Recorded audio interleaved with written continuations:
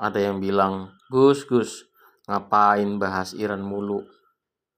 Ada yang bilang, Gus, jangan bandingkan Iran dengan Indonesia dong. Kali ini saya mau jawab. Ada 3 alasan kenapa Anda harus membela Iran, membahas Iran, dan meniru tauladan dari Iran. Yuk kita bahas. Halo, Assalamualaikum teman-teman semuanya. Jangan lupa follow, like, share, dan komentar ya. Jangan diem aja. Teman-teman, ada 3 alasan kenapa kita harus membela Iran. Yang pertama, Iran adalah negara satu-satunya Muslim yang membela saudaranya sesama Muslim, ya, mengatasnamakan sebagai solidaritas sesama Muslim. Iran membantu saudara Muslimnya di Bosnia, terselamatkan ratusan ribu Muslim Bosnia. Bosnia itu diembargo senjata oleh PBB. PBB loh ya. Semua negara di dunia diem karena PBB loh ya. Sedangkan dia diserang oleh Serbia. Ketika Serbia itu diembargo, sama-sama diembargo sebenarnya supaya nggak berantem maksudnya. Ya, tetapi kan menangnya si Serbia kan punya peninggalan senjata alutsista dari Yugoslavia yang sudah bubar. Gitu ya. Ya, yang nyelamatin Iran. Diungsikan ke Iran penduduknya sebagian besar, diberi senjata, diberi obat-obatan, dan Bosnia itu muslimnya Sunni. Di mana negara muslim Sunni yang lain? Gak ada. Ya. Di Somalia Sunni yang bantu Iran. Somalia itu parah. Rohingya, Myanmar, Muslim Sunni. Oke, seperti Yaman, Libanon, mereka Syiah kebetulan. Tapi mereka lah yang membentuk poros perlawanan, bukan karena dibiayai oleh Iran, karena sama-sama lagi berjuang. Iran juga yang membantu Irak mengusir ISIS, padahal Irak pernah menginvasi Iran. Ya. Iran tidak pernah dendam kepada saudaranya sesama Muslim, kecuali dalam urusan bisnis. Ya, seperti Indonesia misalkan nangkep kapal tankernya Iran, ya dibalas lah, karena termasuk pelanggaran diplomatik resiprokal kan gitu.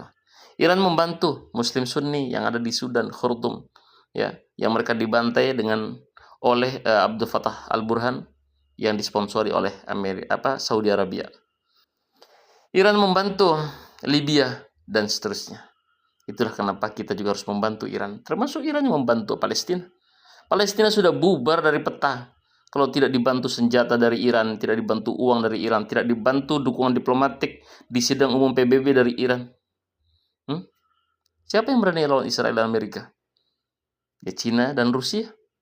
Cina dan Rusia adalah mitra dagang strategisnya siapa? Iran.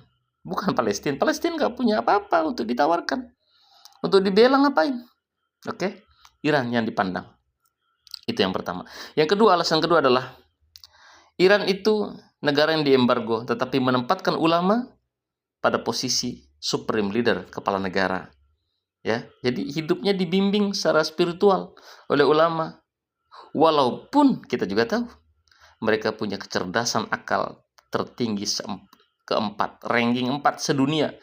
Dari 137 negara yang diriset oleh Prancis, Amerika dan kawan-kawan, perisetnya ya dari situ ya.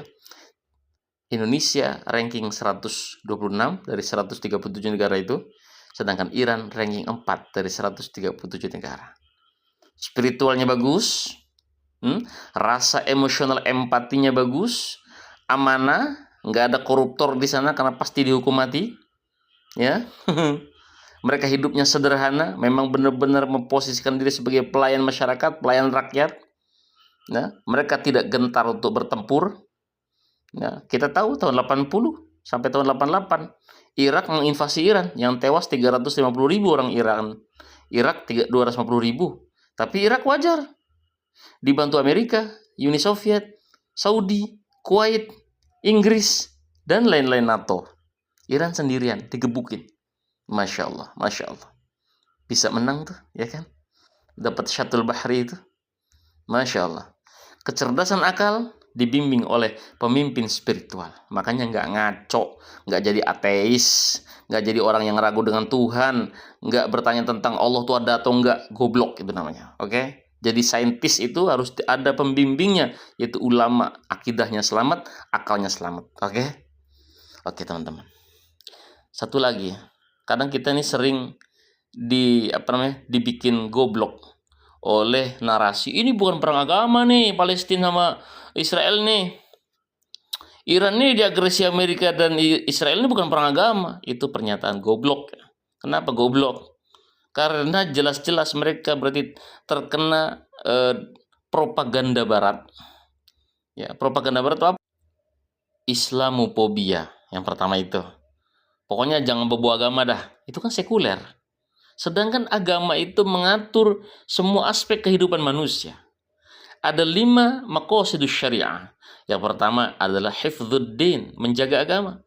Ketika kita perang untuk mempertahankan agama, disebut perang agama. Yang kedua, hifdzun nafs. Ketika kita bertempur untuk mempertahankan jiwa, itu perang agama. Yang ketiga, hifdzun nasli. Ketika kita perang untuk menyelamatkan anak istri kita, seperti di Palestina atau seperti di mana-mana pun, maka itu perang agama. Termasuk di Iran juga. Yang keempat, hifdzul mal, menjaga harta.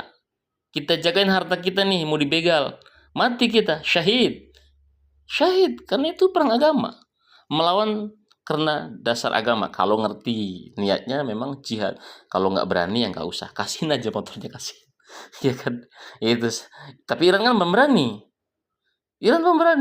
Beraninya bukan sekedar berani, punya taktik, ya, dan juga punya kompetensi, punya skill, ya, skill senjata, skill orangnya. Mereka rata-rata menguasai ninjutsu loh. Bela diri ninjutsu dan segala macam. Yang kelima, hifdzul aql, menjaga kecerdasan. Lalu ada yang mengkudeta dengan budaya, dengan merusak budaya, dengan merusak agama. Kita lawan, jihad. Itu ya. Yang terakhir teman-teman, yang ketiga. Kenapa kita membela Iran? Ketika kita membandingkan Iran, di sana pemimpinnya peduli kepada rakyatnya, ya. Kebutuhan dasar rakyat dipenuhi, walaupun ada ambisi untuk menyelamatkan saudaranya kaum muslim, walaupun mereka punya ambisi mengembangkan pertahanan dan seterusnya, tetapi tidak seperti di Indonesia, yang hanya sekedar urusan perut MBG aja mengorbankan banyak anggaran. Ya kan, sampai dana kotak amal masjid pun mau disikat sama pemerintah lewat LPDU dan segala macam. Teman-teman semuanya, ya. Andai kata Anda ngaji tauhid, ngaji akidah, ke ujungnya mengkafirkan saudaranya sesama muslim, ya, berarti Anda nggak benar. Keluar dari majelis itu, ganti guru. Kalau Anda misalkan ngaji tauhid atau akidah membuat Anda merasa berbeda dengan orang Iran karena Syiahnya bukan sebagai umat tawahidah, sebagai umat Islam, maka Anda segera keluar dari harokah itu, dari majelis ta'lim itu. Percuma, nggak ada manfaat berarti. Harusnya ketika Anda masuk ke sebuah majelis dan pergerakan menambah kecintaan kepada sesama muslim, perhatian kepada sesama muslim, itu majelis yang benar. Itu kelompok yang benar. Dan ingat doktrin minimalisme dalam Islam. Pokoknya selama dia itu sholatnya menghadap kiblat, ya, masih mendirikan sholat, puasa, zakat, haji dan seterusnya, ya, poin-poin utama dalam usuluddin, maka dia saudara kita sesama muslim. Kalau Anda ngaji fikih, berbicara tentang al-hudud wal qisas, al-jinayat, sekedar teori-teori di masjid segala macam, di Iran sudah menjadi praktek, ya. Kalau Anda bicara tentang tasawuf, thariqah dan segala macam, ya, membahas hakikat marifat, di Iran, ingat, tasawuf, asal usul tasawuf itu dari orang Syiah. Makanya thariqah itu mayoritas yang pokok di atas itu rata-rata imam-imam Syiah. Gitu ya. Yuk, ketika kita menimba ilmu, jangan sampai kehilangan spiritual questionnya ilmu itu. Buat apa? Cuman pintar ngomong tapi tidak ada empati kepada saudara sesama muslim. Ada, ya.